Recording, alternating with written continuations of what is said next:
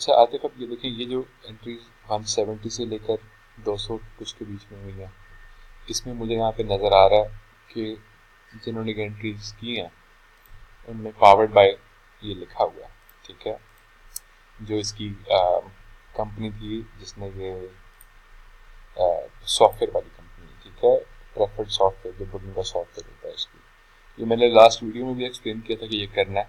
मुझे आपकी किसी भी लीड में ये नज़र नहीं आ रहा, ठीक है। तो ये देखें जी, इसको करें, ये सारी की सारी करें, आप लीड सारी की सारी देखें, ठीक है। और ये जो है powered by property management software, ये नीचे लिखा हुआ है, ठीक है।